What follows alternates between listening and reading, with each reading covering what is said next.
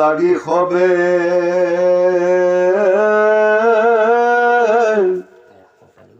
স্বামী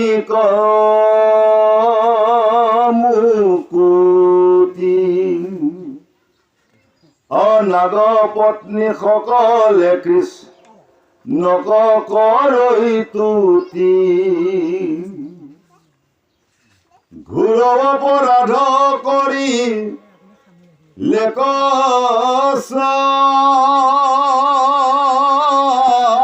স্বামী চন্দ্ৰ বিহিলা ইহাৰ প্ৰভু সমুচিত দণ্ড পুৰাণ পুৰুষ সনাতন তুমি হৰি দুষ্টক দণ্ডিবে লাগি আছা অৱতৰি যদ্যপি তোমাৰ শত্ৰু মিত্ৰ নাহি কেও দুষ্টকে দণ্ড তথাপিতো তুমি দেৱ ঐৰাম কিনো অনুগ্ৰহ অংক কৰিলা হৰি অৰাম ৰাম ভৈল সৰ্প জাতি যিটো পাপ কৰি ইটো দণ্ডে সিটো হবে নাখিল পাত কৰো বৰটো অধিক দেখো তোমাৰ ক্ৰোধ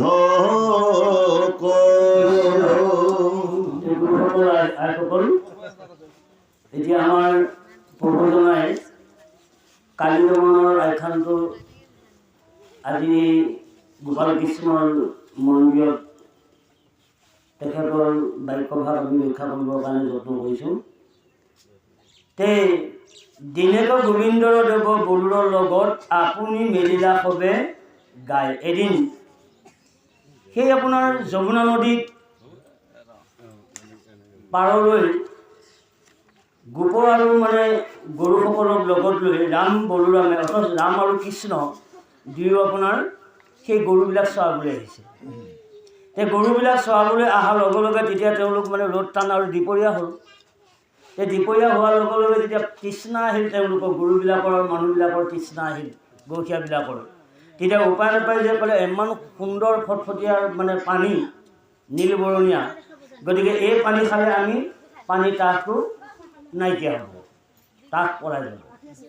এইবোৰে মানে তেওঁ কি কৰিলে যে গৰখীয়াসকল আৰু সেই গৰুবিলাকো তাতে পানী খালে গৰখীয়াসকলেও পানী খায় যে কালাৰটোক বিষ মানে কালন্তক বিষ যি কালিনাগৰ সেই নদীত বিষ ঢালি থৈ দিছে, য'ত ওপৰে চৰাই উৰিলেও মানে চৰাই পৰি মৰে, এনেকুৱা বিষ পানী যেতিয়া খাই গোটেই গৰু আৰু গৰখীয়াসকল তাতে মৃতপ্ৰায় হ'ল। এই মৃতপ্ৰায় হোৱাৰ লগে লগে এই কথাটো মানে কৃষ্ণই জানিলে। তেতিয়া কৈছে যে কাম্পে তনু তৰ তৰি যতকৰ গোৱালৰ গৰু তীৰতে পৰিয়া প্ৰাণে মৰি, মানে তীৰতে তেওঁলোক প্ৰাণবিলাক মৰি গ'ল। তাকে প্ৰভু ভগৱন্তৰ ঐশ্বৰ শক্তি দ্বাৰাই সেই গোপসকলক মানে জীয়াই দিলে। তে জীয়াই দিয়াৰ পিছত তেতিয়া এই কথাখিনি যেতিয়া জীয়াই দিয়াৰ লগে লগে প্ৰভু ভগৱন্তৰ মানে কি হ'ল যে খং উঠিল। তে খং উঠাৰ লগে লগে কালিৰ লগত যুদ্ধ আহিল। তে কালিৰ লগত যুদ্ধ লগাৰ লগে লগে কালিৰ যেতিয়া অৱস্থা বেয়া হ'ল, কালিৰে যেতিয়া প্ৰভু ভগৱন্তক যেতিয়া সোঁত মাৰিলে, মৰ্মস্থলীত যেতিয়া সোঁত মাৰিলে, তে মাৰ লগে লগে প্ৰভু ভগৱন্তৰ খং উঠিল। তে খং উঠাৰ লগে লগে তেতিয়া কৈছে যে কৰাই বাক লাগি হবে স্বামীক তুতি মুকুতি, কৈছে নাগপত্নী সকলে কৃষ্ণক কৰে স্তুতি। মানে কি কৰিলে যেতিয়া সেই নাগৰ যেতিয়া অৱস্থাটো যেতিয়া একেবাৰে বেয়া হৈ গৈছে, মুখৰে মানে বিষ বাঢ়ি হৈ গৈছে, আৰু বাঢ়ি হৈ যোৱাৰ লগে লগে তেতিয়া জানিলে যে পত্নীসকলে জানিলে, কালী পত্নীসকলে যে যদি স্বামীহঁতে যদি প্ৰভু ভগৱন্তৰ ওচৰত যদি ভক্তি কৰা নাযায়, তেতিয়াহ'লে স্বামী আৰু জীয়াই নাথাকিব।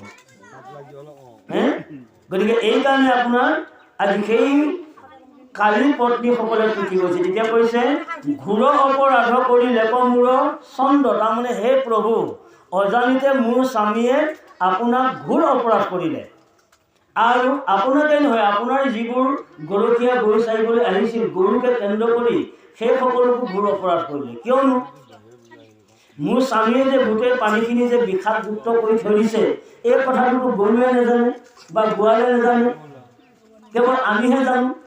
গতিকে এই ভুলটো আপুনি ক্ষমা কৰক। তেতিয়া ক'লে বিহিলা ইহাৰ প্ৰভু সমুচিত দণ্ড, পুৰাণ পুৰুষ সনাতন তুমি হৰি, দুষ্টক দণ্ডিবে লাগি আশা অৱতৰি। তেতিয়া এই পত্নীসকলে তুতি কৰিছে, হে প্ৰভু আপুনি পুৰুষ, পুৰাণ পুৰুষ, তাৰমানে সেই ক'ব নোৱাৰা কালৰ পুৰুষ আপুনি। পুৰণা বুলি ক'বলৈ যাওঁতে তাৰমানে ক'ব নোৱাৰা। তাৰমানে আপুনি যে এটা কথা সুধিলে যে এই থানখন কোনে বনাইছিল, সেই মানুহজন আছেনে নাই, হয়নে বাৰু?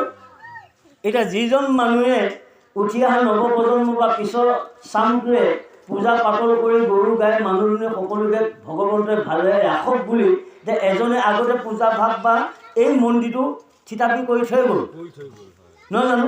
তে থিতাপি কৰি থৈ যোৱাৰ কাৰণে তাকে দেখি তলচামে দেখি আকৌ সেই বাপটো লৈ ল'লে। লৈ ল'লে যেতিয়া, গতিকে তেওঁৰ মৃত্যু হ'ল, তেওঁ মৃত্যু হৈ গ'ল। কিন্তু মৃত্যু হ'ল যদিও কিন্তু এই মন্দিৰটো যেতিয়া তেওঁ হাতে যেতিয়া স্থাপিত কৰি থৈ গ'ল, ইয়াক কৈছে ময়ো অমৰ হৈ আছে। কৃষ্ণ হৈছে আপোনাৰ বাণীটো আপোনাৰ হৈছেনে? গতিকে তেওঁৰ মৃত্যু হ'ল, মানুহ বুলি নহয়, এই পৃথিৱীত জন্ম লোৱা লোকসকল মৃত্যু হ'বই। যদি ভাল ৰাজহুৱা ক্ষেত্ৰত বা ভক্তি মাৰ্গৰ দ্বাৰা যদি তেওঁ ভাল কাম কৰি থৈ যায়, তেতিয়াহ'লে তেওঁৰ দ্বাৰাই যদি বহুত জীৱবিলাক বা নৰবিলাক যদি ভক্তি কৰি যদি মুক্তি পথ যদি তেওঁলোকে পায়, তেতিয়াহ'লে সেইজনৰ কাৰণে ময়ো অমৰ হৈ আছে আৰু।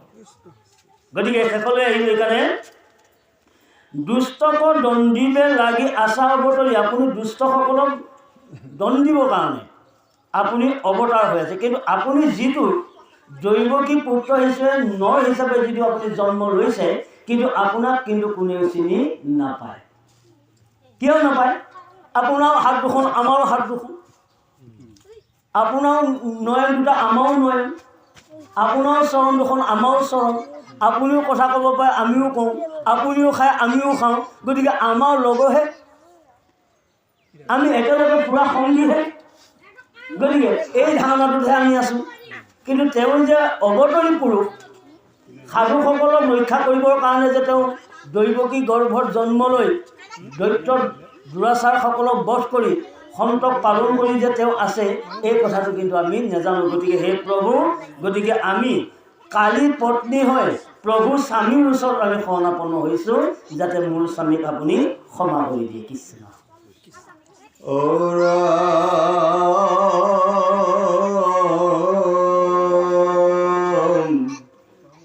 এৰি দম্ভ মান মদ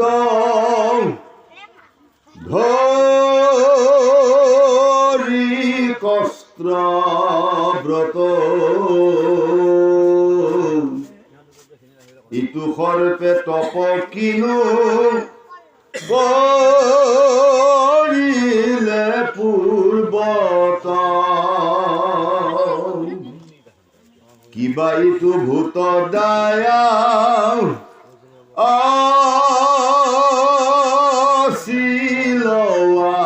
আছিলৰি, যিহেতু ইহাত তুমি তুষ্ট ভৈলা হৰি, তোমাৰ পাইলে ক প্ৰভু পদ ধূলা চয়, যিহেতু ইহাৰ হেন ভৈল ভাগ্যোদয়া, জাকয় অভিলাষে লক্ষ্মী কায়ক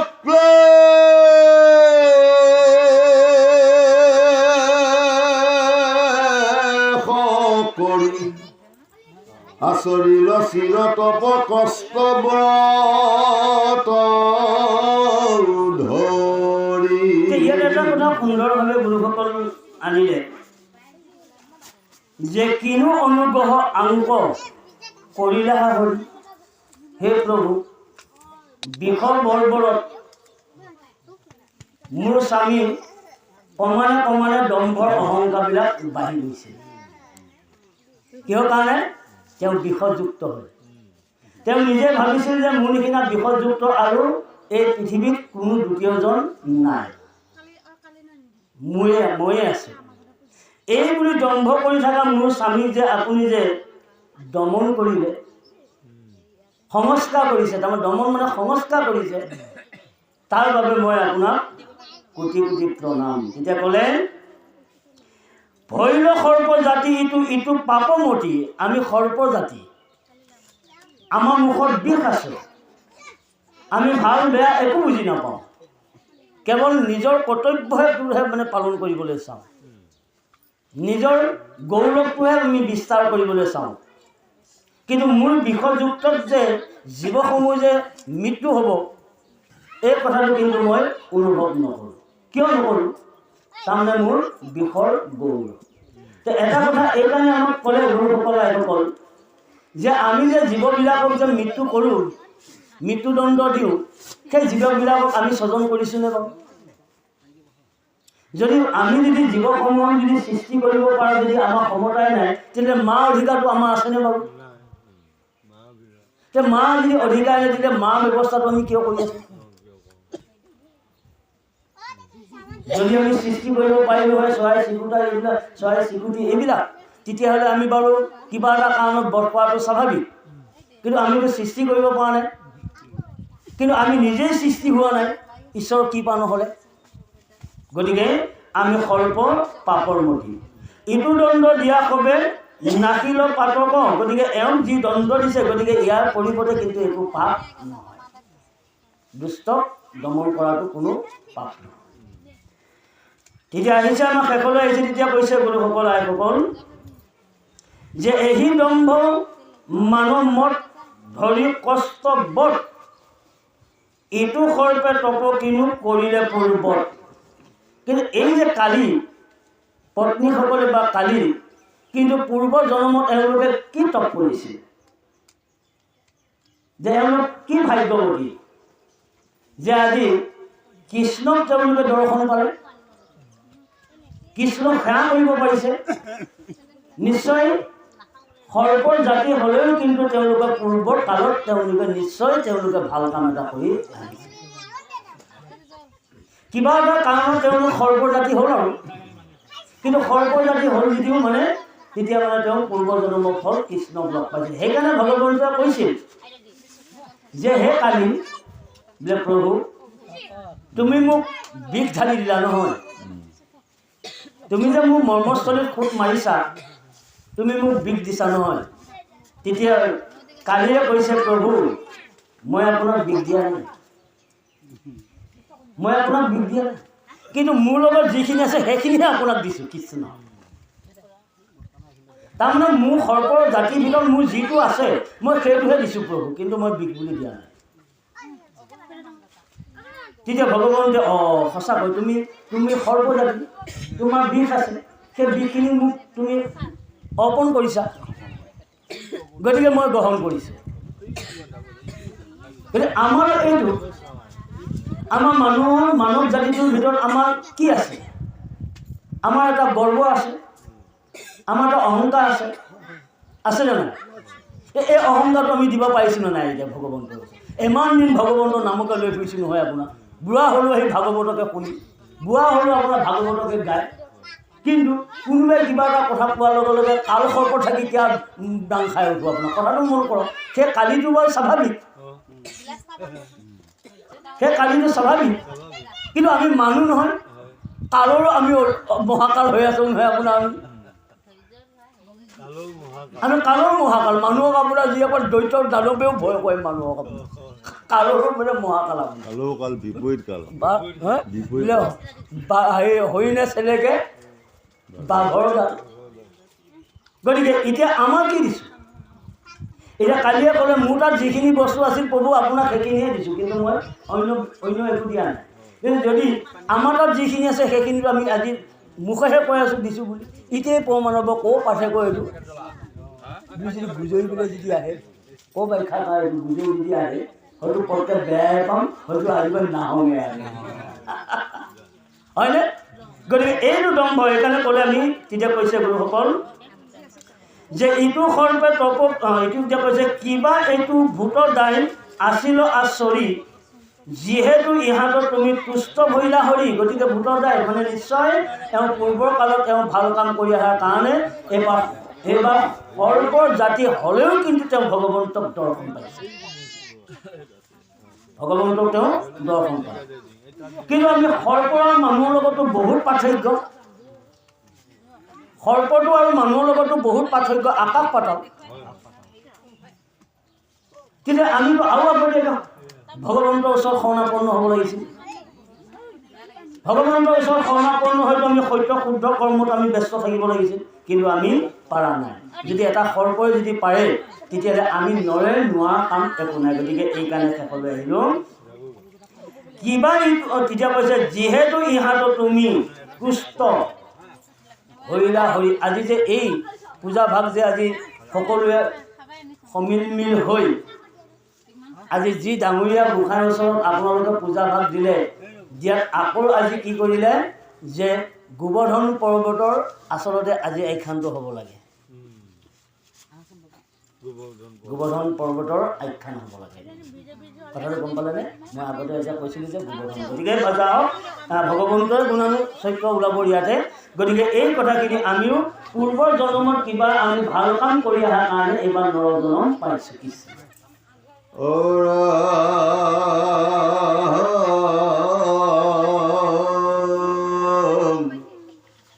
যিটো পদ ধূলাক কতে প্ৰভু পাই, অসাৰ্বভৌম ৰাজাৰ দকুৱে ৰৈ যাই, স্বৰ্গ ব্ৰহ্ম পদকো নাহিকৈ হৰি বাঞ্ছা, নকৰণত যুগ ৰখি ধিকু লাগি ইচ্ছা, নুখোজনত হৈবে পাতা লৰয় অধিপতি, মুখ্যৰ সুখত নাহি ভকত ৰতি, চৰণৰ তোমাৰৰে নুকৈ অভিলাষী, পদ পংকজত মাত্ৰ থাকন্ত পাখি। পূৰ্বৰ জন্মৰ কিবা এটা ভাল কাম কৰি অহাৰ কাৰণে প্ৰভু এইবাৰ আপোনাৰ পদধূলি আদি সিয়ত ল'ব পাৰিব। যেনেকৈ কটৰ তপ কৰি লক্ষীৰে যেনেকৈ আপোনাৰ চৰণত সেৱা কৰিবলৈ সুবিধাখন পালে, আপোনাৰ পত্নী হ'বলৈ লক্ষীয়ে সুবিধাখন পালে, তদ্ৰূপ আজিও আমি কটৰ ভাগ্য মূৰত আপোনাৰ আজি আমি পদৰ ধূলি সিয়ত ল'বলৈ পাৰিছোঁ। এইটো ভাগ্য, যে ভাগ্য নহ'লে পূৰ্বৰ সাধনাৰ ভাগ্য নহ'লে ভাগৱত শুনিবলৈ আহিব নোৱাৰে, তাত বিষয়ে আগুৰি ধৰি থাকিব দেই গুৰুসকলে। পূৰ্বৰ যদি সংস্কাৰ নাথাকে নহয়, কিবা এটা নহয় কিবা এটা সেইখিনি সময়তে লেঠা লাগিবই। আপোনাৰ লেঠাটো লাগি পেলাই আপোনাক কি কৰিব জানেনে? আপোনাক সি ভাগৱত শুনিবলৈ আপোনাৰ মানে সি আহিব নোৱাৰিব। গতিকে এইকাৰণে এতিয়া ক'লে, এইকাৰণে এতিয়া কৈছে গুৰুসকল যে ইটো পদৰ ধূলাক ভকতে প্ৰভু পাই, ভকতে পদধূলা, ভগৱন্তৰ পদধূলা ভকতে পাই আছে। যে ভগৱন্তৰ পদধূলা ক'ত আছে আৰু ভকতৰ পদধূলাই মানুহক কি সদ্গতি দিয়ে। এইকাৰণে নাৰদে এদিন মই নাম লৈছোঁ বুলি তেওঁ বাহাদুৰি কৰি ফুৰিছিল নাৰদে। তেতিয়া এদিন ভগৱন্তৰ জ্বৰ উঠা ভাও ধৰিলে, মাথা বিষ হোৱা ভাও ধৰিলে। তে মাথা বিষ মাথা বিষ হোৱা ভাও ধৰি ভগৱন্তৰে তেতিয়া নাৰদক স্মৰণ কৰিলে। নাৰদ ওলাই গ'ল। তাৰ নাৰদ ওলোৱাৰ লগে লগে বোলে নাৰদ আহিলা বোলে, হয় আহিলোঁ প্ৰভু, বোলে বঢ়িয়া কাম কৰিলা ভাই, তোমাৰ কাৰণেও মই অপেক্ষা কৰি আছিলোঁ। মই ভাই আজি বিৰাট জ্বৰ মাথা বিষত আৰু মই উঠিব পৰা নাই, গতিকে তুমি মোক এতিয়া মানে চিকিৎসা কৰিব লাগিব। প্ৰভু, মইতো ডক্তৰ নহয় চিকিৎসা কৰিব, তুমি ডক্তৰ নহ'লেও তুমি ভকত যিমান পাৰ ডক্তৰ সিমানেই পাৰ, গতিকে তুমিতো ভকত, গতিকে মোৰ চিকিৎসা কৰিব লাগিব। বোলে প্ৰভু কেনেকৈ চিকিৎসা কৰিম? বোলে অন্যথা নহয়, দেৰি নকৰিবা তুমি, যে তোমাৰ পদধূলি অকণমান মোৰ মাথাত দি দিয়া। তোমাৰ পদধূলি অকণমান মোৰ মাথাত দি দিয়া, তুমি যদি দিয়া ভাই তেতিয়াহ'লে মোৰ মাথা বিষ ভাল হ'ব। তেতিয়া ক'লে প্ৰভু যে মোৰ পদধূলি আপোনাৰ মাথাত দিম হয়, কিন্তু মোৰতো মহাপাপ হ'ব, মইতো কোটি কোটি জনমটো মই নৰকত থাকিব লাগিব। সেইটো কথাই আৰু সেইটোতো কথাই হয় নেকি প্ৰভু? তেতিয়াহ'লে মইতো প্ৰভু মোৰ পদধূলি কিন্তু আপোনাৰ মাথাত দিব নোৱাৰোঁ প্ৰভু। মোৰ পদধূলি আপোনাৰ মাথাত দি পেলাই যদি মই কোটি কোটি জনম যদি নৰকত থাকিব লাগে, তেতিয়াহ'লে মই আপোনাৰ পদধূলি দিব নোৱাৰোঁ। তেতিয়া বোলে তেতিয়া দিব নোৱাৰা বোলে নোৱাৰা। তেতিয়াহ'লে তুমি যোৱা গোকুললৈ, মোৰ গোপীসকলক ক'বা যে ভগৱন্তৰ মাথা বিষ হৈছে, গতিকে তোমালোকৰ পদধূলি মোক নিব দিছে, তোমালোকৰ পদধূলি পোৱাৰ লগে লগে প্ৰভু ভগৱন্ত ভাল হ'ব। ইজনীয়ে কৈ বোলে হয়নে? বোলে অঁ। সিজনী বোলে হয়নে? বোলে অঁ। তেতিয়াহ'লে দে না দে কাপোৰখন পা চাদৰখন পাৰি দিয়া। ইজনীয়ে আপোনাৰ জকৰিছে কাপোৰখনত, সিজনীয়ে জকৰিছে কাপোৰখনত, জকৰোঁতে আপোনাৰ ইমানখিনি ধূলি হৈ গ'ল। তেতিয়া এটা কথা কৈছে নাৰদে, বোলে এটা কথা হ'ল বোলে কি হ'ল, তোমালোকে ভগৱন্তক পদধূলি ভগৱন্তৰ মস্তকত দিবলৈ ওলাইছা সঁচা, কিন্তু তোমালোকেতো নৰকত পৰিবা, তোমালোকৰ পদধূলি দিনটো নৰকত পৰিবা। তেতিয়া কি ক'লে গোপীসকলে? বোলে শুনা নাৰদ, ভগৱন্তৰ মাথা বিষ হৈছে, আমাক পদধূলি নিবলৈ, তোমাক পদধূলি নিবলৈ গনাইছে, আমি তোমাক পদধূলি দিছোঁ। আমাৰ পদধূলি যদি ভগৱন্তৰে কপালত ফুটটো লোৱাৰ লগে লগে যদি প্ৰভু ভগৱন্তৰ যদি অসুখ ভাল হয়, তেতিয়াহ'লে আমি নৰকত থকাটো কোনো ডাঙৰ কথা নহয়। আমি লাগে নৰকতে থাকিম হাজাৰ হাজাৰ বছৰ, তথাপিতো মোৰ প্ৰভু ভগৱান যাতে ভাল হয়। তুমি তথাপিকে লৈহে যোৱা নাৰদ আৰু। লগে লগে নাৰদে আপোনাৰ সেয়া পদধূলি আনিলে। বোলে আনিলে বোলে নাৰদ বোলে আনিলে, যে আনাৰ লগে লগে মোৰ অসুখো ভাল হ'লা দে নাৰদ। এয়ানো ভক্ত নাই? ভগৱন্ত অসুখ হৈছে, মই পদধূলি দিয়াৰ লগে লগে প্ৰভু ভগৱন্ত ভাল হ'ব, কিন্তু নৰকত যোৱা ভয় তেতিয়া মই পদধূলি নেদওঁ। এতিয়া আমি এয়া ভকত, আমি আপোনাৰ কৃষ্ণ, এয়া ভকত আমি। গতিকে এইকাৰণে আমাৰ শেষলৈ তেতিয়া ক'লে গুৰুসকল যে মুখ্য, এতিয়া মুখ্যৰো সুখত নাহি ভকতৰ ৰতি, চৰণ তোমাৰ ৰেণু অভিলাষী। মুখ্য লাভ নকৰে ভকতে। ভকতি কৰিছে মুখ্য লাভ কৰিবৰ কাৰণে নহয়, ভকতি কৰিছে মাত্ৰ দুটা প্ৰক্ৰিয়াৰ কাৰণে। এটা হ'ল নিজৰ জীৱনটোৰ পুণ্য অৰ্জন কৰি বৈকুণ্ঠলৈ যোৱাৰ ব্যৱস্থা, আৰু এটা অৰ্জন কৰিছে উঠি অহা নৱপ্ৰজন্মক দেখুৱাই দিয়ে। এই দুটাই ভকতি, এই দুটাই।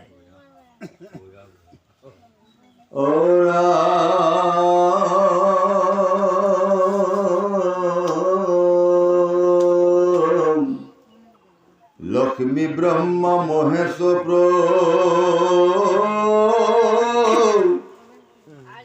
ভীতি দেৱ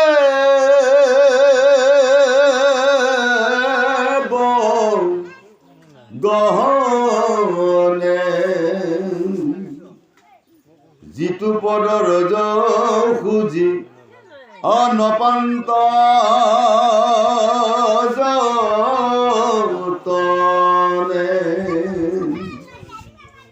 তামসিক পুৰক্ৰোধী কালি সৰ্প জাতি, ইটো পদধূলক কি মতে পাই লৈ আতি, নমো নমো অচিন্ত শকতি নাৰায়ণ, কাৰণৰো কাৰণ তুমি কাৰণ, নাহি আদি অন্ত মধ্য পৰিচ্ছিন্ন যাৰ, পূৰ্ণানন্দ প্ৰভু হেৰা কৰো নমস্কাৰ।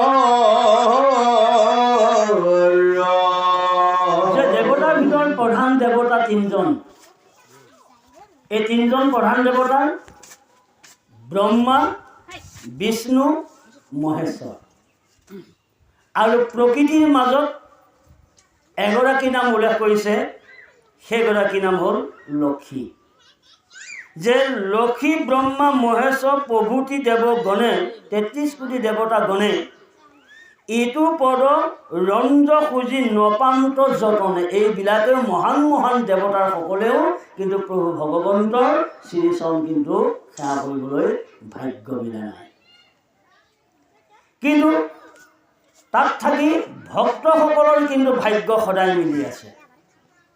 ভগৱন্তক সেৱা কৰিবলৈ, ভগৱন্তৰ নাম ল'বলৈ কিন্তু ভক্তসকলৰ সদায় ভাগ্য মিলি আছে। তে কি মিলিলে? এইটো হ'ল সাত্বিক গুণ। যিসকলে সাত্বিক গুণত থাকি ভগৱন্তক উপাসনা কৰিছে সেইসকলে সদায় ভগৱন্তৰ নাম জপ কৰি আছে। সন্ধিয়া হওক, দুপৰীয়া হওক, গধূলি সময়ত হওক, অন্যান্য কৰ্মৰ মাজতো নাম লোৱাটো আছে। তেতিয়া এইকাৰণে ক'লে তামসিক কোৰ, যে আমি তামসিক, সত ৰজ তম তামসিক। আমি তামসিক জীৱ, আমি শুদ্ধ, কিন্তু কৰ্মৰ বাসনাত পৰি আমাৰ তামসিক গুণ হৈছে আমাৰ। গতিকে তামসিক গুণবিলাকক সৰ্প বুলি কৈছে, তামসিক গুণত থকাবিলাকক ক্ৰোধ বুলি কৈছে। সেইকাৰণে ক'লে তামসিক কোৰ ক্ৰোধি কালি সৰ্প জাতি, আমি কালি সৰ্প জাতি, আমি ক্ৰোধ জাতি। এইটো পদ ঢোলাক কি মতে পাইলোঁ আজি, যে ইমান যে আমি যে ক্ৰোধমতী কালি সৰ্পৰ জাতিটোৱে যে কিনো ভাগ্য পালোঁ বা কি ভাগ্য কৰিলোঁ, যে কি সাধনা কৰিছিলোঁ পূৰ্বত, কিন্তু আজি প্ৰভু ভগৱন্তৰ দৰ্শন পাইছোঁ, প্ৰভু ভগৱন্তৰ পদধূলি পাইছোঁ। নমো নমো অচিন্ত ভকতি নাৰায়ণ, কাৰণৰো কাৰণতো মিশে অকাৰণ। তুমি কাৰণৰো কাৰণ, কিন্তু তাতহে অকাৰণ। কোনোবাই যদি ভগৱন্তক বিচাৰিছে কাৰণ, কোনোবাই যদি ভগৱন্তক বিচৰা নাই অকাৰণ। তাৰমানে যদি ভগৱন্তৰ ওচৰত যদি শৰণাপন্ন হোৱা নাই, ভগৱন্তৰ যদি নাম লোৱা নাই, তেতিয়াহ'লে আমি অকাৰণ জন্ম হৈ ল'লোঁ, কাৰণ নহ'ল, জন্ম লোৱা কাৰণটো নহ'ল। হয় আহক।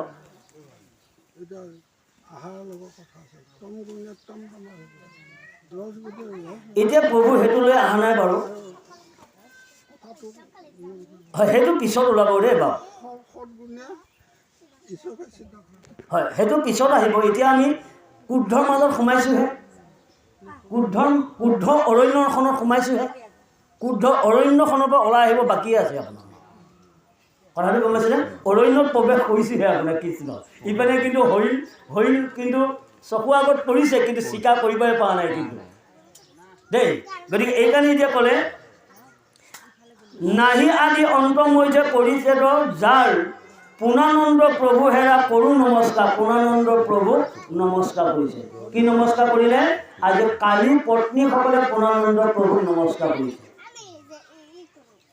আচৰিত, ভগৱন্তৰ নাম শুনি আছে, কিন্তু ভগৱন্তক দৰ্শন হোৱা নাই, কিন্তু ভাগ্য কৰ্মে দৰ্শন হ'ল। তাৰমানে এইটোক বুজাইছে ভক্তি বেছিকৈ লাভ কোনে কৰিছে জানেনে গুৰুসকল? দুষ্টসকলে সহজতে ভগৱন্তক লাভ কৰিব পাৰে। কথাটো গম পাইছেনে বাৰু? যিসকল দুষ্টমতী সেইসকলে ভগৱন্তক সহজতে লাভ কৰিব পাৰে। কাৰণ ৰত্নাকৰ দৰিদ্ৰ দুষ্টমতী আছিল, সহজতে ভগৱন্তক পাই গ'ল। ৰত্নাকৰ বেয়া মানুহ আছিল, বেয়া বামুণ আছিল, সহজতে পাই গ'ল। হয়নে বাৰু? গতিকে এইকাৰণে এতিয়া আপোনাৰ সেইবুলি কয় আমাক দুষ্ট কৰিব দিয়া নাই, কিন্তু আমি দুষ্ট কৰিব লাগিব। তাৰমানে কৃষ্ণক নোপোৱাহে দুখ কৰিব লাগিব, কৃষ্ণক নোপোৱা দুখ কৰিব লাগিব, তেতিয়া আমি কৃষ্ণক পাম বুলি ইয়াত কৈছে। যে আমি আজি পূৰ্ণানন্দ হৰি নমস্কাৰ কৈছে। পূৰ্ণানন্দ ক'ত আছে? আজি য'ত ইয়াত কৃষ্ণক স্থাপিত কৰিছে, ভগৱন্তৰ এক অংশ নামেৰে ইয়াত স্থাপিত কৰিছে, ইয়াত পূৰ্ণানন্দ হৰি ৰৈ আছে। কিন্তু তেওঁ টচ মাৰি চাই আছে, তেওঁ চকু পৰাই চাই আছে কোনে কিটো ধান্দাত সোমাই আছে। এতিয়া কোনে কিটো ধান্দা লৈ আছে। এটাই ভাবিছে যে সোনকালে ভাগৱত যাওঁগৈ সেয়া। কোনোবাই ভাবিছে নাই ৰ বহুত দিনৰ মই ভাগৱতখন আজি শুনিব লাগিব, হয়নে বাৰু? কোনোবাই ভাবিছে নাই বেছি দেৰিলৈকে থাকিলে দিগদাৰ হ'ব, বৰষুণ বাতৰি কথা। এইপিনে বৰষুণ আহাৰে বৰষুণৰ কথা চিন্তাই কৰিছে। গতিকে ধানটোৰ প্ৰতি কণটো, মানুহটোৰ প্ৰতি মনটো।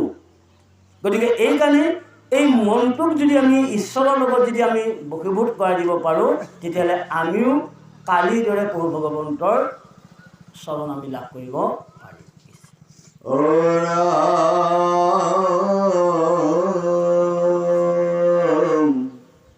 নমো নমো অতৰ্কম হিমা দেৱ হৰি, অজগতকে ব্যাপী আপুনি আছা ধৰি।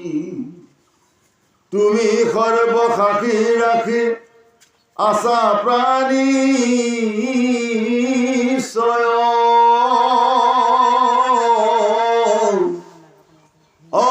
তোমাতে সেহনতে হৈ উৎপত্তি প্ৰলয়, যাৰ চাৰি মহামুখ্য মূৰ্তি অনুপম, ৰাম কাম অনিৰুদ্ধ বাসুদেৱ নাম, হেন ভগৱন্ত কৃষ্ণ দেৱতাৰ দেৱ। আৰাম তোমাৰ চৰণে কৰো অলখ কোটি সেৱা। আনন্দ কৰিব লাগিব, আমি নটাৰ আনন্দত মজি থাকিব লাগিব। কাৰণ যিহেতুকে আমি নৰে সদায় আনন্দত থাকিব লাগিব। কি আনন্দত? কৃষ্ণৰ আনন্দ, প্ৰেমানন্দৰ আনন্দত থাকিব লাগিব। সেইকাৰণে কৈছে নমো নমো অতক মহিমা দেৱ হৰি, তোমাৰ মহিমা আমি অপাৰ। আমি শুদ্ধ মগজেৰে আপোনাৰ মহিমা আমি বুজিবলৈ নাপাওঁ প্ৰভু, বুজি নাপাওঁ, ধৰিব নোৱাৰোঁ। কিন্তু তথাপিতো এটা কথা জানো যে অব্যক্ত প্ৰভু ব্ৰহ্ম কৃষ্ণক কিন্তু নাম ল'লে তেওঁ সন্তুষ্ট হয় বুলি, এই কথাটোহে কিন্তু জানো। যদিও আপোনাক দৰ্শন হোৱা নাই, কিন্তু শুনি আছোঁ ভাগৱতত, শুনি আছোঁ সাধুসকলত যে পূৰ্ণ ব্ৰহ্ম কৃষ্ণ এজন আছে। কিন্তু সেই পূৰ্ণ ব্ৰহ্ম কৃষ্ণক যদি কলিযুগত যদি কোনোবাই নাম ল'বলৈ পাইছে, তেতিয়াহ'লে নামৰ জৰিয়তে প্ৰভু ভগৱন্তৰে সেই লোকক গতি দিব পাৰিব। এইকাৰণে কৈছে নমো, যে জগতৰ ব্যাপী, কাৰণ জগততে ব্যাপী আছে, তেওঁ প্ৰত্যেকৰ লগতে ব্যাপী আছে। কুকুচিগালক গদব পৰম আত্মা ৰাম, সবাকো জানিয়া তুমি কৰিবা প্ৰণাম। তেওঁ প্ৰত্যেক জীৱৰ লগতে তেওঁ আছে। যে প্ৰত্যেক জীৱৰ লগতে যেতিয়া তেওঁ ব্যাপী আছে, কোনো জেগাত তেওঁ নাই বুলি ক'ব নোৱাৰি। বিষ্ণুদক শাৰী, মহাবিষ্ণু শাৰী, গংগুদক শাৰী, তিনিটাৰ বিষ্ণু ৰূপ ধাৰণ কৰি গছত আছে, ফলত আছে আৰু জীৱসমূহৰ মাজত আছে। ফলৰ যিটো ৰস তাত কোনে আছে? পৰম পিতা ব্ৰহ্ম তাত ৰস ৰূপে তেওঁ ৰৈ আছে। আৰু যিটো ফল তাত যিটো হেৰি অংকুশ বা যিটো তাৰ কণ হিচাপে তাত ৰৈ আছে। আপোনালোকে কণ নোহোৱা তামোল এটা জীয়াই থবচোন, গজে নেকি? গজিবনে? যিটো কণ থাকে, যদি তামোলটোৰ কণ থাকে তেতিয়া কি হ'ব বাৰু? তেতিয়া কি হ'ব? তেতিয়া তাত পুলি দিব, পুলি এটা ওলাব। যদি নাথাকে মৰি যাব। গতিকে প্ৰত্যেকৰ লগতে কণ স্বৰূপে সোমাই আছে। এইকাৰণে এই পাৰ্থিৱৰ জগতত আপোনাৰ গছ লতা তৰুকে কেন্দ্ৰ কৰি নানা বৃক্ষ মানে এই পৃথিৱীত গজন ৰূপে হৈ আছে, তেওঁ সকলোতে ব্যাপী আছে। গতিকে এইকাৰণে তেতিয়া ক'লে তুমি সৰ্বসাক্ষী ৰাখি আছা প্ৰাণীশ্বয়, কিন্তু তুমি সকলো প্ৰাণীৰ লগতে তুমি ব্যাপী আছা আৰু তুমি সাক্ষী হিচাপে আছা, কোনে ভাল কৰিছে কোনে বেয়া কৰিছে। কিন্তু মই কৈ আছোঁ যে মই ভাল কাম কৰিছোঁ, কিন্তু ভাল কাম কৰিছা নে বেয়া কাম কৰিছা, কিন্তু তোমাৰ লগত সাক্ষী আছে নহয় 14টা। বোলে দেহৰ ভিতৰে আছে 14জনৰ সাক্ষী, তাৰ মাজে আছে পূৰ্ণানন্দ হৰি কৰ্ষাই। যিকেইটাক লৈ পেলাই আপোনাৰ দম্ভ কৰি আছো, সেইকেইটাই মৃত্যু সময়ত সাক্ষী দিব। বোলে চকু আহি যাব, বোলে কওকচোন তুমি ভালদৰে চাইছিলা নে কাৰোবাক? নাই, দুনীয়াখনত মই হিংসা চকু চোৱা ভাই গ'ল বেয়া। বোলে হাত তুমি, বোলে নহয় মই আঙুলি দেখুৱাই কথা নকলি, মই কথাটো নকওঁ, মই মানে ঈশ্বৰৰ কথা নকৰিলোঁ। ভৰি বোলে তুমি, বোলে মই কোনোদিন তীৰ্থই ভ্ৰমণ নকৰিলোঁ। ভৰিকে সুধিছিলে, ভৰি বুলি সুধিছিলে, সি স্বীকাৰ কৰিলে যে মই কোনদিনাখন তীৰ্থ ভ্ৰমণ কৰিয়ে নাপাওঁ। বোলে মই ভোগতে থাকি লওঁ, কিন্তু আপোনাৰ ৰসত নাথাকিলোঁ। তাৰমানে ভোগহে মই কৰি থাকিলোঁ, কিন্তু মই ৰস, কৃষ্ণ নামৰ ৰস কিন্তু মই নাখালোঁ। তেতিয়া সেইকাৰণে বিষয়সকলক বিষয় সুখ ভোগ আৰু ভকত হ'ল কৃষ্ণৰ সুখ। ভকতে সদায় কৃষ্ণৰ চৰণৰ কথা চিন্তা কৰে, আৰু বিষয়সকলে সদায় ভোগৰ কথা চিন্তা কৰে। কথাটো গম পাইছেনে? যিসকল বিষয়ত আছে সেইসকলে ভোগৰ কথা চিন্তা কৰে, আৰু যিসকলে ভকত তেওঁ কৃষ্ণৰ কথা চিন্তা কৰে। গতিকে এইকাৰণে ঠাকুৰ আচাৰ্য ক'লে যে ৰাম কাম, এতিয়া ক'লে আপোনাৰ যে ৰাম কাম অনিৰ পাইছেনে বাৰু? ৰাম কাম অনিৰুদ্ধ বাসুদেৱৰ নাম হেন ভগৱন্ত কৃষ্ণ দেৱৰো দেৱৰ, কৈছে তোমাৰ চৰণে কৰোঁ লক্ষ্য কোটি সেৱ। গতিকে এই প্ৰভু ভগৱন্তৰ লক্ষ্য কোটি সেৱা কৰিব লাগিব। লক্ষ্য কোটি মানে শাৰী পাওঁতে সেৱা কৰিব লাগিব, বিচনাতে নামোতে সেৱা কৰিব লাগিব প্ৰভু ভগৱন্ত। কৰ্ম আগতে সেৱা কৰিব লাগিব। আপুনি যি কৰ্ম নকৰে, যেতিয়া এটা পুলি লগাবলৈ গৈছে তেতিয়াও আপুনি কৃষ্ণ নাম কাটক। আৰু যদি এডাল কল যদি আপুনি কাটে, কলটো পকি আছে বা পকিব পুৱত হৈছে, কলডাল কাটিবলৈ যাওঁতেও আপুনি কৃষ্ণ নাম লওক। কোটি কোটিবাৰ প্ৰভু ভগৱন্তৰ নাম লৈ থকাৰ বাবেহে আজি এই কালিক ক্ষুব্ধ কৰিছে। মানে কালিটো বৰ দীঘল দেই, আজিটো কিন্তু সহজ। বাকীটো মন কৰিবচোন, বোলে কালি দি মাৰি দিয়ক বুলি ক'লে মৰিলা, সেইটো আপোনাৰ বোলে কালি বাকীটো মাৰি দিয়ক এই বুলি যদি কয়, কালি বাকী নমৰা, হয়তো নমৰিবও পাৰে। কালিটো ইমান বেয়া বস্তু। গতিকে এই কালিক দমন কৰিছে মাত্ৰ ভগৱন্তে কৃষ্ণ।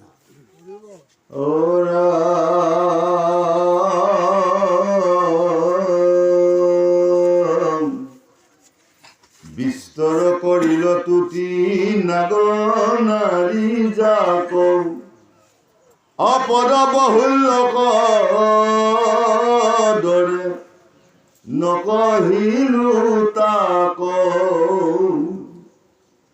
তুতি এৰি কৃষ্ণ ককা পুণ্য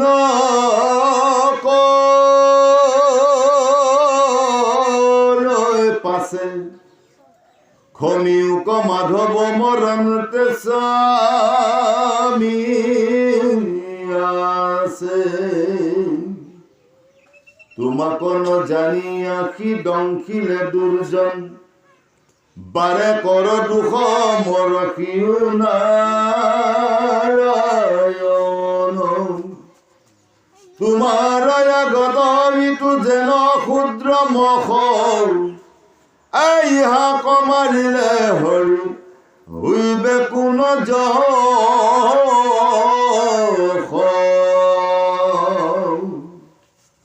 কৰিও কৰুণা আংক কৃষ্ণ কৃপাময়। ধাতু প্ৰাণ নাহি নাথ স্বামী মৰি লয়, ঘাৰ ভাগি ওলমি মোৰ সৰপ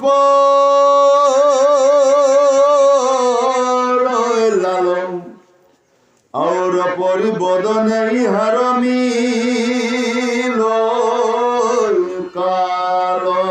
নাম পত্নীসকলে এতিয়া ভগৱন্তক প্ৰীতি কৰিছে। হে জগতৰ স্বামী, যি অজানিতে মোৰ স্বামীয়ে ভুল কৰিলে, এই স্বামীক আপুনি যি দণ্ড দিলে দিলে প্ৰভু, আৰু দণ্ড নিদিব। আৰু দণ্ড দিবলগীয়া হ'লে প্ৰভু আমি কি হ'ম জানেনে? যে আমি নিথৰুৱা হ'ম। যে আপোনাৰ পদৰ ভিৰত মোৰ স্বামী মুখৰে লাল বীজ ওলাই গৈছে, বিষ ওলাই গৈছে। যিটো স্বামীৰ অৱস্থা দেখিছোঁ, কিন্তু আৰু যে স্বামী যে আৰু জীয়াই থাকিব, এইটো প্ৰভু কিন্তু আমাৰ অসম্ভৱ হৈছে। গতিকে যাতে প্ৰভু আপুনি যাতে আমাক অকালতে যাতে বিধৱা আৰু নকৰে, গম পালেনে? অকালতে যাতে আৰু আমাক বিধৱা নকৰে, প্ৰভু আপুনি ক্ষমা কৰক। এই তত্ত্বটো কি বুজাইছে? যে পত্নীসকলে নিজৰ স্বামী ভুলৰ বাবে প্ৰভু ভগৱন্তৰ ওচৰত প্ৰাৰ্থনা জনাইছে যে স্বামীক আপুনি দান দিয়ক। যে আমাৰো গৃহপত্নীসকলে যদি পুৰুষজন যদি এফালে কৰ্মলৈ ওলাই গৈছে, তেতিয়াহ'লে ইয়াত নিজৰ পৰিবাৰগৰাকী বুকু কঁপি থাকিব লাগিব, হায়ো মানুহজন বা কি হয়, মানুহজন বা কি হয়। প্ৰভু আপুনি যাতে আৰু মানুহজনক ভালে ৰাখিব প্ৰভু, আপুনি যাতে মানুহজনক বিপদত নেপেলায় প্ৰভু, যাতে মানুহজনক যদি কিবা বিপদত পৰিলে প্ৰভু আপুনি যাতে সহায় কৰিব। এই কামনা কৰিব লাগিব ঘৰৰ গৃহলক্ষ্মীয়ে দেই গুৰুসকল, এই কামনা কৰিব লাগিব। আকৌ কিবা এটা কাৰণতো যদি পত্নীগৰাকী যদি অসুখ বিসুখ হয় বা নহ'লেও কোনোবা এটা জেগাত মাকৰ ঘৰলৈ গৈছে বা আজৰি কুটুমলৈ গৈছে বা গাঁৱলৈ গৈছে, আহিব অলপ দেৰি, প্ৰভু যাতে মোৰ আইগৰাকীক যাতে আৰু আপুনি দুখ কষ্ট নিদি যাতে আইগৰাকীক যাতে লৈ আহে, প্ৰভু ঘৰলৈ লৈ আহে, কোনো যাতে বিপদ নঘটায় আৰু। এইবুলি নিজৰ পত্নীগৰাকীও স্বামীৰ কাৰণে ভগৱন্তৰ ওচৰত অৰ্পণ কৰিব লাগিব, আৰু নিজৰ স্বামীও মানে পত্নীৰ কাৰণে ভগৱন্তৰ ওচৰত গোচৰ দিব লাগিব। এইটো হ'ল সাংসাৰিক ভক্তি, হ'ল নীতি। আইসকলে কৰেনে নকয় বাৰু? আইসকলে তেনেকুৱা হয়নে বাৰু? মাইনা বিপদ হৈ দিয়া তেতিয়া তেনেকুৱা নকৰে ন? তেনেকৈ যদি নকৰে তেতিয়ানো আৰু কি কৰিব আহিছিলি আৰু। গতিকে এই বস্তুটোৱে হ'ল সেনেকুৱা হ'লে হয়নে বাৰু? সেইকাৰণে আহিবই নালাগে আকৌ। গতিকে এইকাৰণে এই ভগৱন্তৰ ওচৰত নিজৰ স্বামীসকল যিসকল ত্ৰুটি কৰিব পাৰিব, সেই সকলোকে গৃহলক্ষ্মী বুলি ভাগৱতত সিদ্ধান্ত কৰিছে। অৰাম লাগে মানে ভৈল শাস্তি ভুঞ্জাইলা ইহা নকৰিও কিবা ময় অনাথ প্ৰতিব্ৰতা নাৰীৰ স্বামীয়ে মুখ্য প্ৰাণ অঞ্চল পাতিয়াই আমি মাগো স্বামী দান এই বুলি কান্দয় কৃষ্ণৰ পাৱে পৰি নৰ পৰয়াতি লুতকনি গৰি অইৰা পতিৰ সন্তাপে প্ৰাণ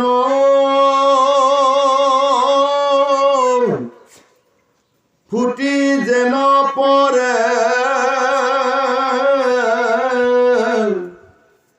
স্থিৰ কাৰুণ্য কৃপা সম্পজিল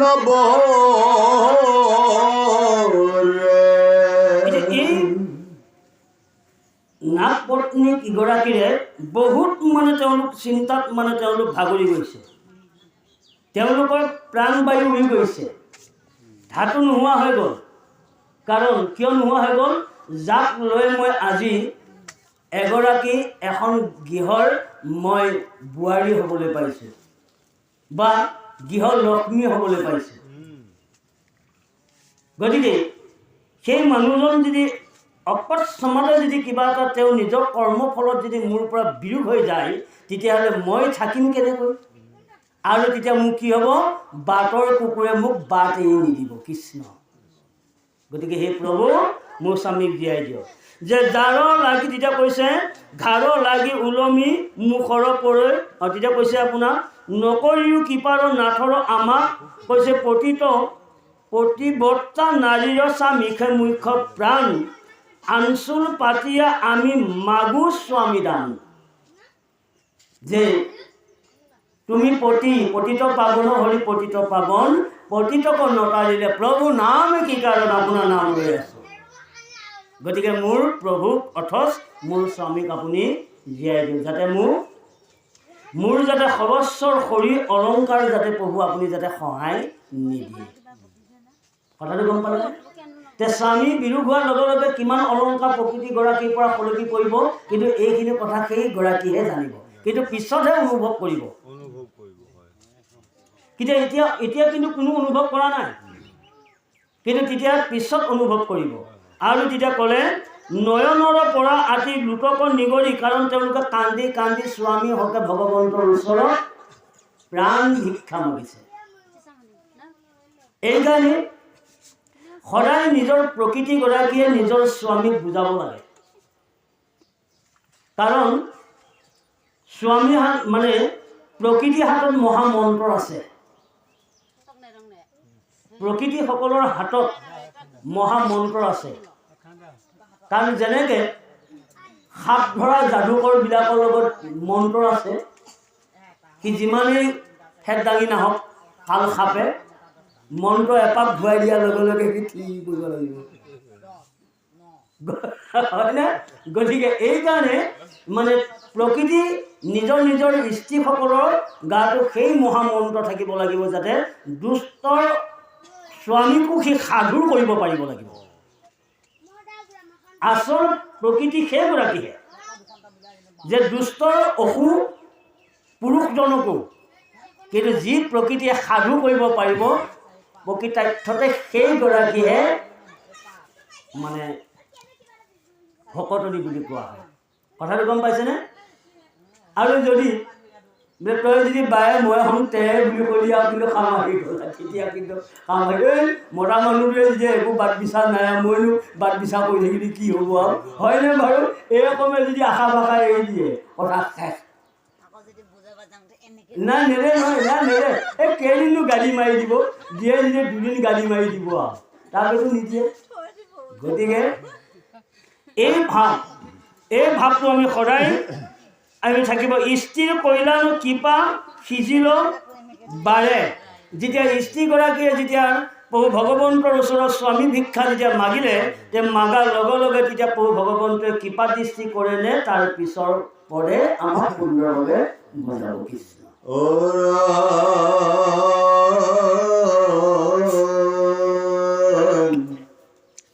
বিমূৰ্ছিত কালিকো দেখিয়া কৃষ্ণ দেৱে অসৰ্পৰশিখৰ পৰা নামিল দেৱে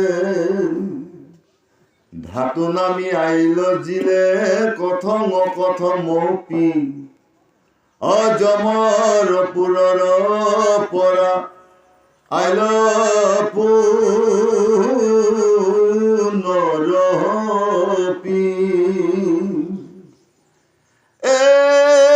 হে পাছে কিছু কিছু কৰি কেঞ্চা ছুটি পাই মেলি বেকো আখি আতাকে ফুফাই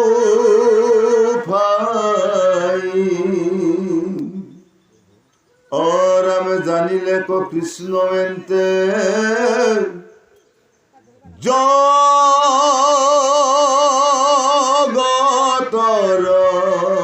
নাথ কৰিলা প্ৰণাম নমায় হাজাৰে কমাথ। এতিয়া যে ভক্তি যেতিয়া ভকতে যেতিয়া ভগৱন্তৰ ওচৰত ভক্তি কৰিব, সেই ভক্তিত যেতিয়া সন্তুষ্ট কৰিব পাৰিব প্ৰভু, তেতিয়াহ'লে সমস্ত দায় প্ৰভু ভগৱন্তৰে ক্ষমা কৰিব, সমস্ত দায় ক্ষমা কৰিব। এই দায়টো এতিয়া প্ৰধান ঘাই হ'ল কোন? পত্নী। পত্নীগৰাকীয়ে স্বামীৰ কাৰণে যি কৰিব লাগে ভগৱন্তৰ ওচৰত সকলো কৰি দিছে, আৰু সেই ভক্তিৰ দ্বাৰাই তললৈ মূৰ কৰি চালে প্ৰভু ভগৱন্তই দেখিলে যে আপোনাৰ কালি মৃতকৰ অৱস্থাত পৰিছে। যদি ভকতক বৎসলমা হৰি, যদি ভকতৰ বাক্যটো যদি মই যদি ৰক্ষা নকৰোঁ, কালিক যদি আজি মই মৃত্যুদণ্ড দিওঁ, তেতিয়াহ'লে মোক আগলৈকে মোক আনে কেতিয়াও ভক্তি মোক নকৰে। তাৰ প্ৰমাণটো ক'ত দিলে যে দুষ্ট হ'লেও প্ৰভু ভগৱন্তই তেওঁক সান্তনা দি দিলে, সংস্কাৰ কৰিলে। তথাপিতো কালিৰ পত্নীসকলেও যদি তেওঁ যদি ত্ৰুটি কৰাৰ ভিতৰত যদি তেওঁ কালিক বধ কৰিলেহেঁতেন, তেতিয়াহ'লে ভগৱন্তক কোনেও কিন্তু ভাল বুলি নকলেহেঁতেন, হয়নে? ভগৱান আছে বুলি বিশ্বাস নকৰিলেহেঁতেন, হয়নে বাৰু? গতিকে ভকতৰ বৎসল হৰি, গতিকে কালিক আজি পত্নীসকলৰ ত্ৰুটিত তেওঁ জীৱৰ দান দিলে। কি দিলে? যেন অকল আনে মহাপ্ৰলয় মিলিল। গতিকে এতিয়া এইটো ক'লে যে ধাতু গুচি গ'ল, যে পৰম পিতা প্ৰভু ভগৱন্তৰ যি বা শক্তি, এই শক্তিভাৱ মানে তেতিয়া কি কৰিলে যে ঈশ্বৰে তাক ক্ষমা কৰিলে।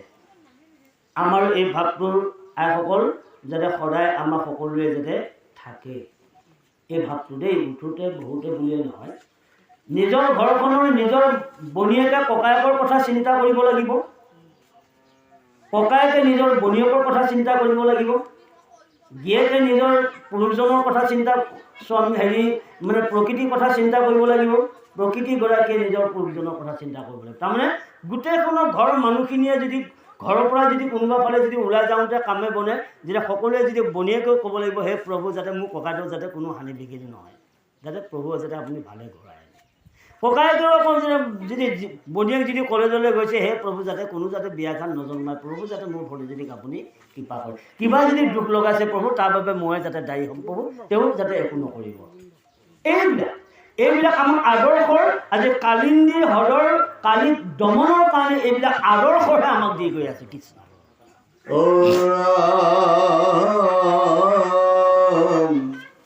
মহাবেদনাত তাৰ মুখে নাখৈ মাত, লাখে লাখে বোলৈ কীৰ্তঞ্জলি কৰি হাত, সহজে দুজনও আমি কুৰসৰ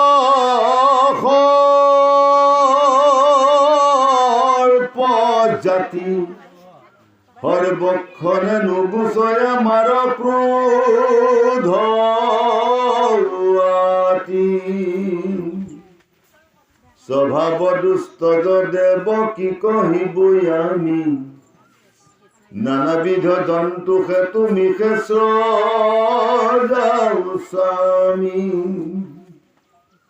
সবাতোই অধিক ক্ৰোধী ভৈলৈ আমি প্ৰায়, আই নাহি আন কুৰৌ আৰ আমাত বিনা,